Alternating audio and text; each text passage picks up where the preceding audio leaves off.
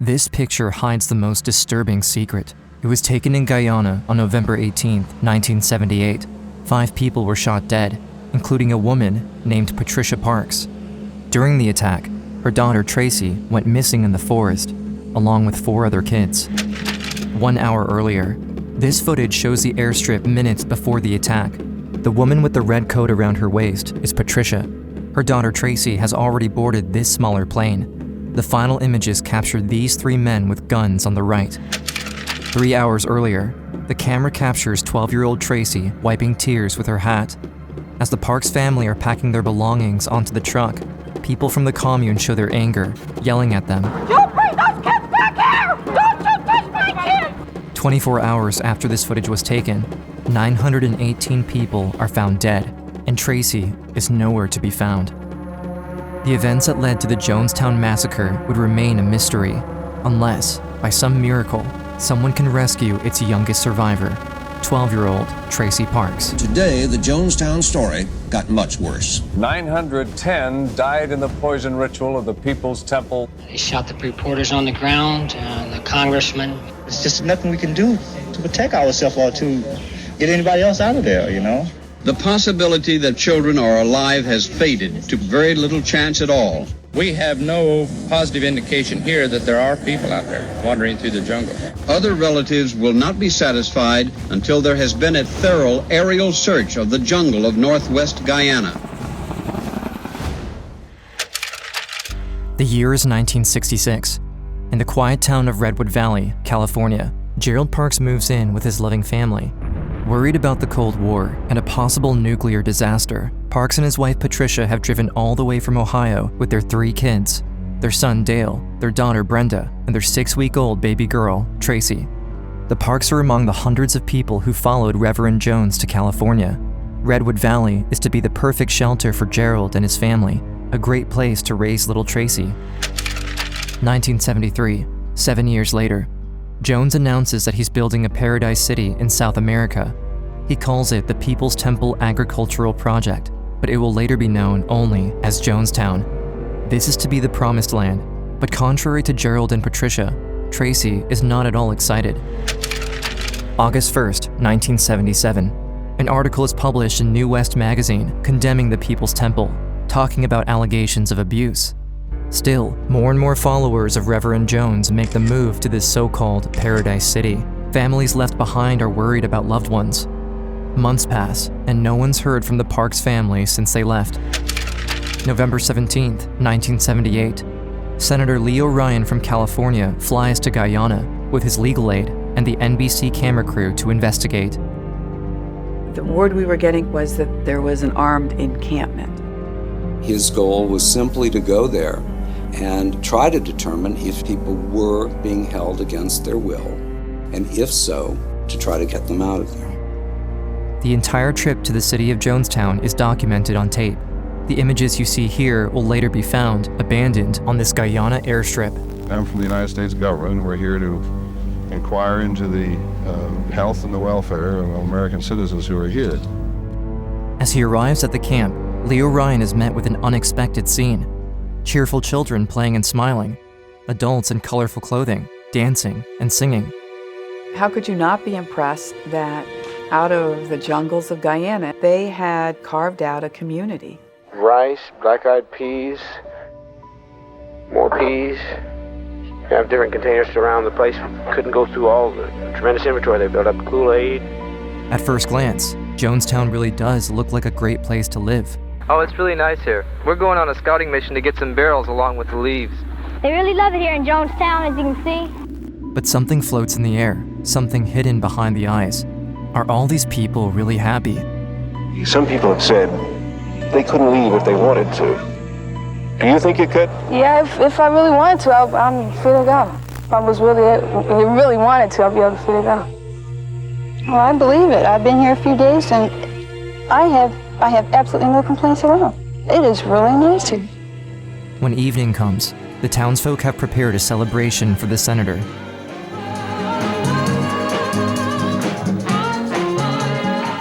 It was a vibrant community. I would never have imagined that something was very, very wrong. I think that all of you know that I'm here to find out more about. Questions have been raised about your operation here, but I can tell you right now that from the few conversations I've had with some of the folks here already this evening, that whatever the comments are, there are some people here who believe that this is the best thing that ever happened to them in their whole life. But behind this cheerful demonstration hides a disturbing reality. As one of the journalists passes along the pavilion, a man secretly hands him a note. The note reads, "Help us get out of Jonestown." November 18th, the following day, at 11:30 a.m., Gerald's mother, Edith Parks, walks up to Senator Ryan directly and says, "We're being held prisoner here." Taken aback, Senator Ryan asks Gerald if what his mother says is true. I said, "We've been here 7.5 months. We want to go home." No one can imagine the horror Gerald and his family went through, but the next 72 hours will be the worst 12-year-old Tracy will ever live. Tracy's story begins in Redwood Valley, years earlier. I think that my dad just truly believed that Jim Jones was a good man in the beginning. Being born in the People's Temple, Tracy has been taught her whole life that Jim Jones is a man chosen by God. Come forth, my dear. Stand out. Take that step. Bless your heart. Take that step. At one gathering, he asks a woman in a wheelchair to stand up. As she slowly begins to rise, the crowd is overcome with emotion. Then, he asks her to walk. Move forward. Move forward, darling. You can do it. Step after step, he asks her to move towards him. Until... When I saw it with my own eyes, I thought, how can I deny it, you know? What Gerald doesn't know at the time is that the woman in the wheelchair, who stood and walked among the crowd, was actually one of Jones' secretaries, hired for the spectacle. My personal feelings with Jim Jones were always good ones. I always thought he was handsome. Just watching him, I would just be mesmerized. Some people see a great deal of God in my body. They see Christ in me, a hope of glory. But when I got old enough to realize the difference between good and bad, I noticed that all of the meetings weren't happy meetings. Every Wednesday, Jim Jones offers a different kind of meeting to his followers. He calls them catharsis, the purging of evil.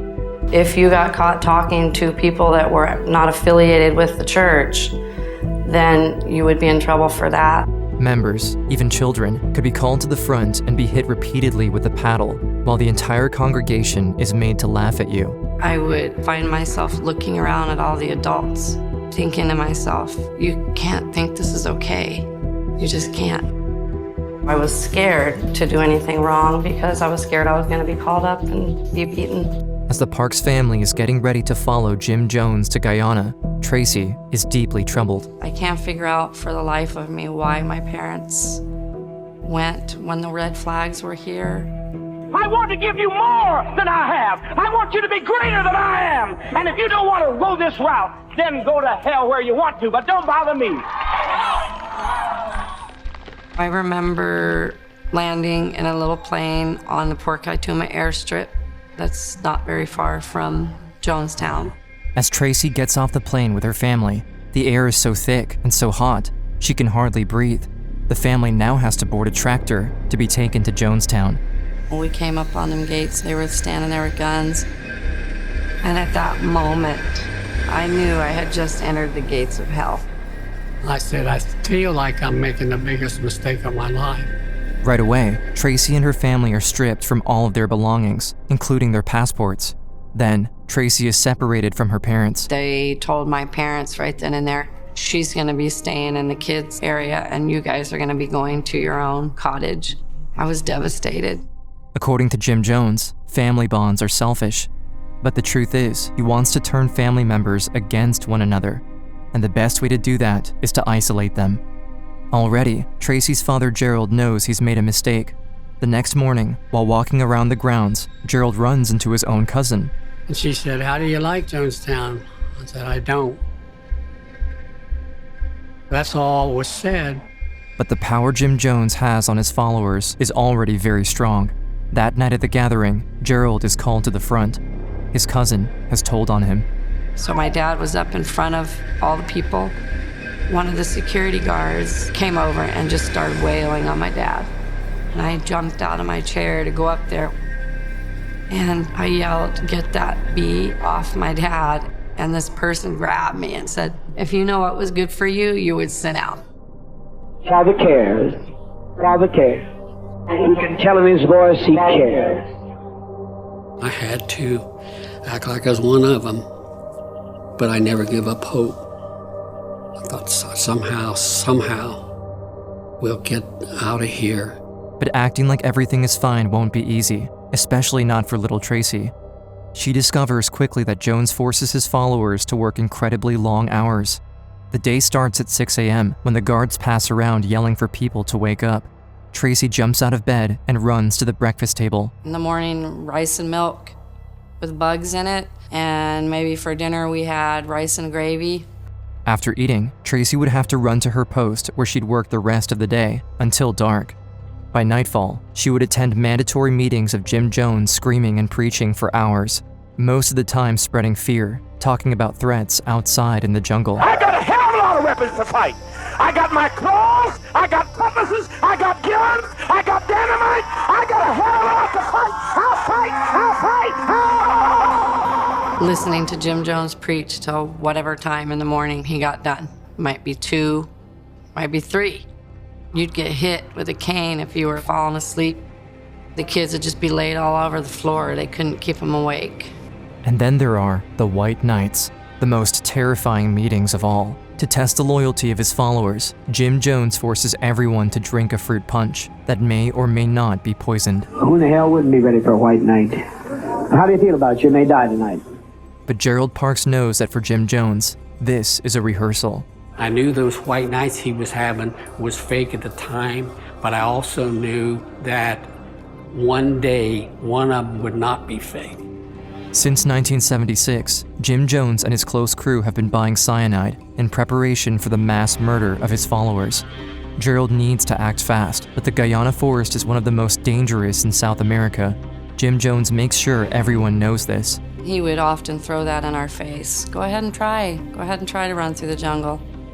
The panthers and the snakes. See if you can make it to any railway. See if you can get to any passport. Try. I dare you to try. It's November 17th, 1978. Jim Jones tells his followers that Senator Ryan is coming. Jones wants to prevent a possible crisis. He takes certain precautions. Prepping everybody mentally for you better not get out of hand. You better be on your best behavior. I'm from the United States government, and we're here to inquire into the health and the welfare of American citizens who are here. They had a big musical, singing, dancing, and everything to make him see how happy everybody was. Whatever the comments are, there are some people here who believe that this is the best thing that ever happened to them in their whole life. When hearing this speech, Tracy's heart drops. If Senator Ryan could be fooled, no one else would come and save them. November 18th, the following morning, Gerald and his mother Edith walk up straight to Senator Ryan to tell him the truth. I said, we've been here 7.5 months. We want to go home. And he said, well, you'll be back in the United States today. But Gerald isn't so sure. Other families begin to come forward as well. Soon, more than a dozen temple members have stepped up with the Parks family, wanting to defect.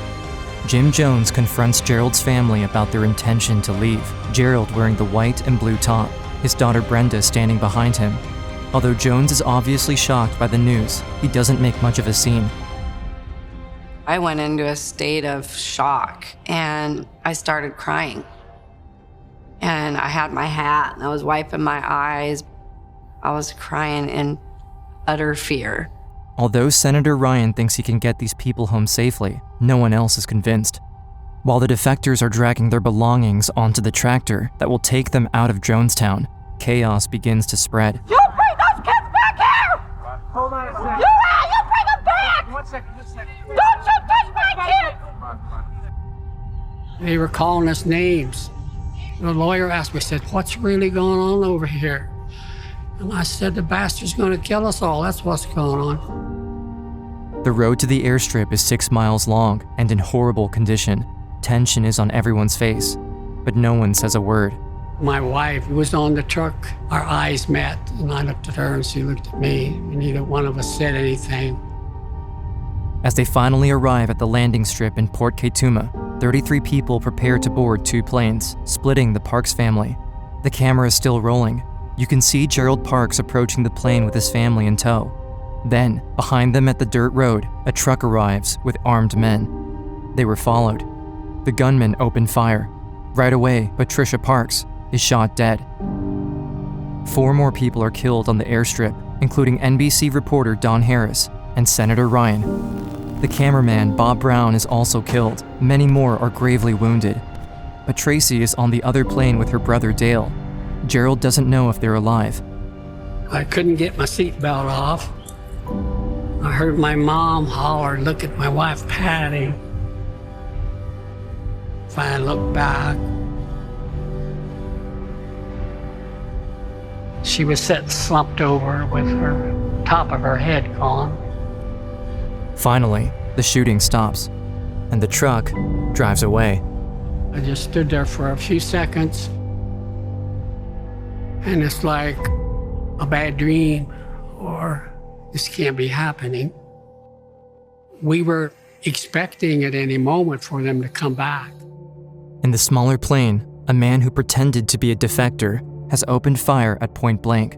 After shooting one of the adults, he turns his gun toward Dale, Tracy's brother. The sound went off, sounded like the bullet came out, and my brother's hands flew back. I got out of the plane and I flew down that airstrip. God gave me wings because I don't think I touched the ground. Gerald sees Tracy running toward him. He means to shield Tracy from the horrible sight, but she's too fast. I told myself she was faking, so they wouldn't shoot her anymore.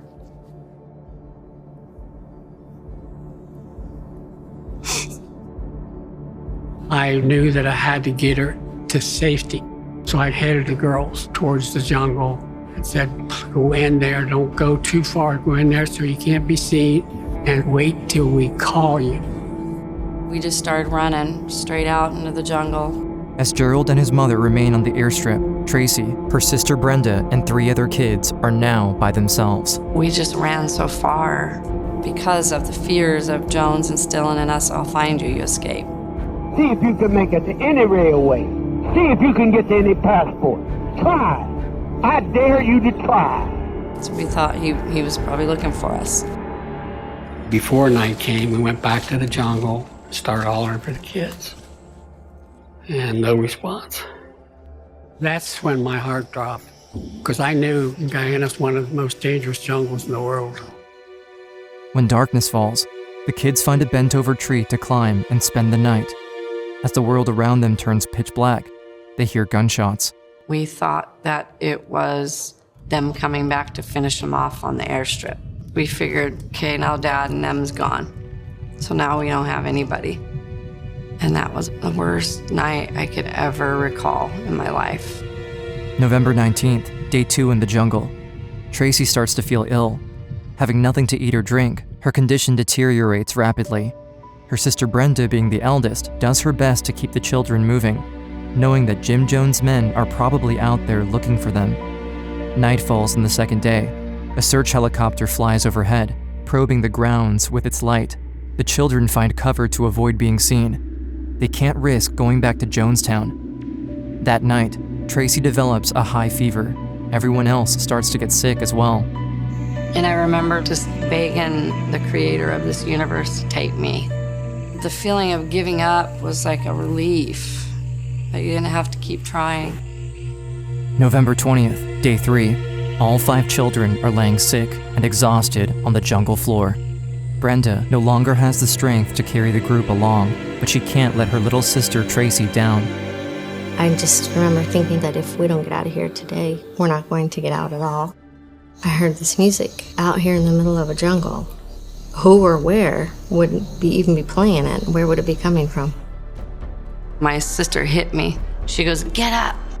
It was like it had snapped me back to reality, which allowed me to think. And as soon as that happened, that music turned to the sound of a generator. The group follows Brenda through the wilderness. Brenda hurries them to run between the trees, stopping at times to listen for the sound, then running again. After a long while, they see a group of armed men patrolling alongside a river. I thought they were going to either help us or they're going to take us back to Jones, and I was too sick to care. Police come and told me that the kids had been found. For the first time I had something to smile about. Tracy and Brenda are reunited with their father, their grandmother, and their brother Dale, alive and well. I knew when I saw him, I'm going home. I'm gonna be able to go home. And that was the first time I had ever really felt that since the day I had hit the gates to go in. Although Tracy and her sister can finally breathe a sigh of relief, the joy of this heartfelt reunion is short-lived. They learn the details of what happened inside Jonestown the day of the attack. November 18th, 2 days earlier. At 4:30 p.m., Jim Jones calls the members of the People's Temple to assemble at the pavilion. The area is surrounded by armed guards. The meeting is recorded on audio tape. Gather in, folks. It's easy. It's easy. Jones has ordered for the cyanide to be mixed with the Kool-Aid. Then, he forces his followers to drink it. If we can't live in peace, then let's die in peace. The tape is 45 minutes long. In it, you can hear Jim Jones making outrageous claims, speaking of an army coming to torture them. Plain as I know how to tell you, I've never lied to you. I never have lied to you. When some of the members protest and wish to leave, he refuses. No, you're not going. You're not going. You're not going. Some members take the deadly drink willingly, while others are forced at gunpoint. The scene turns to chaos, and the recording becomes unbearable to hear. Die with a degree of dignity. Lay down your life with dignity. Don't lay down with tears and agony. Don't be this way. Oh, God. A total of 918 people are killed in Jonestown, the first of which was Patricia Parks, Tracy's mother. I've looked at several pictures of my mom on that day. I'll never forget the look on her face. She was a loving person. She didn't deserve to die. I didn't see her get shot, but I saw her brains in the plane, and I saw her laying out on the ground. They shot the reporters on the ground, the congressman. They come from the pickup, the dump truck from the other side and got off and stuck the gun to their heads, point blank. Kids have to go back to nothing without a mom, start life all over again. I was thinking about what I was going to have to live with the rest of my life. The world is shook by what took place on November 18th, 1978. But few lost more than Tracy Parks. All her life, she lived inside of the People's Temple, and at 12 years old, she now has to enter the real world, without her mother there to help her. I just drank because that's how I hid my pain as a teenager. For all the survivors, demons from Jonestown show up in the years to come in different ways. A pattern of violence comes back too often.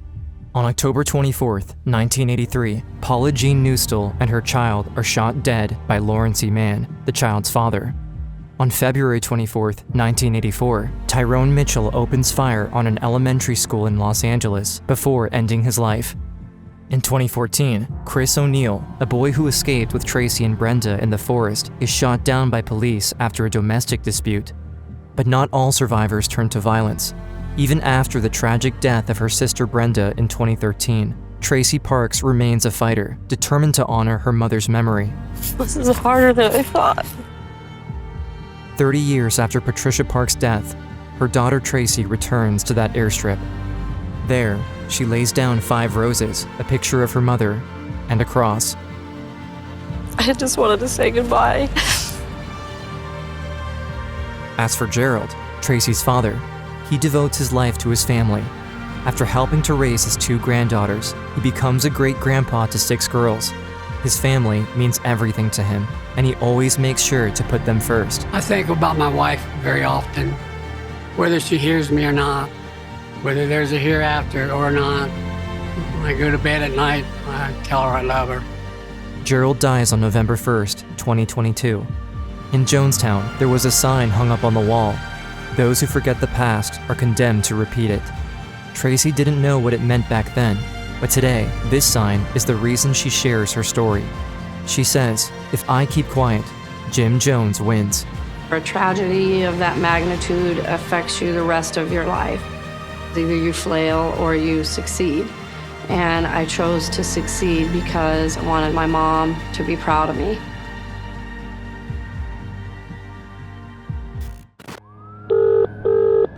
Emergency, which service? A fire.